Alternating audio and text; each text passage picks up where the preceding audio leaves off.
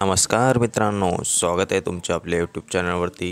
मित्रांनो, देवेंद्रजी फडणवीस यांनी 1,00,000 कोटी एवढी रक्कम महाराष्ट्राच्या विकासासाठी मंजूर केली आहे। त्यामध्ये मागेल त्याला सोलर वीज बिल दर कमी करणे, लाखो युवांना रोजगार निर्माण करणे, उमेदच्या माध्यमातून लखपती दिदी म्हणजेच की बचत गटांना कर्ज उपलब्ध करून देणे, अशा विविध योजना राबवल्या जात आहेत। चला तर आपण बघूया त्या योजना कोणकोणत्या आहेत।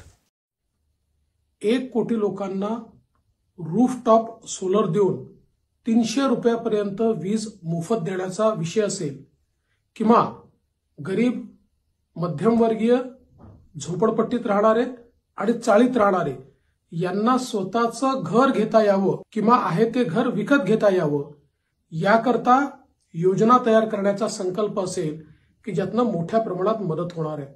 विशेषतः युवांकरता जो एक मोठा फंड तयार करण्यात आलेला आहे की ज्यातनं इनोव्हेशन होणार आहे। 1,00,000 कोटीचा फंड की ज्याच्यामध्ये कुठलाही इंटरेस्ट रेट चार्ज केला जाणार नाही। यामुळे एक मोठी स्टार्टअप आणि इनोव्हेशनची इकोसिस्टीम युवांकरता तयार होणार आहे आणि त्यातनं रोजगाराची निर्मिती होणार आहे।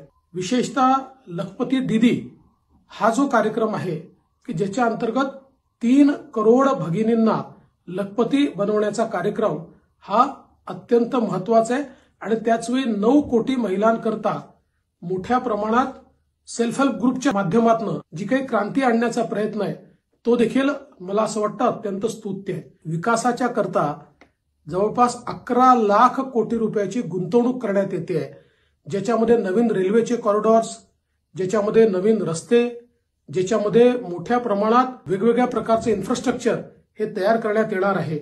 आणि हे सगळं करत असताना विशेषतः शेतकऱ्यांकरता नॅनो डीएपी ही जी संकल्पना आणलेली आहे ही अत्यंत महत्वाची संकल्पना आहे आणि शेतकऱ्याच्या शेतमालाला भाव मिळाला पाहिजे आणि थेट मार्केट लिंकेज मिळालं पाहिजे, याकरताच्या विविध योजनांचा जो उहापोह करण्यात आलेला आहे तो देखील अत्यंत महत्वाचा आहे। आणि त्याचवेळी विकसित भारताचा रोडमॅप काय आहे हे आम्ही जेव्हा पूर्ण बजेट मांडू त्यावेळेस सांगू, अशा प्रकारचा आत्मविश्वास देखील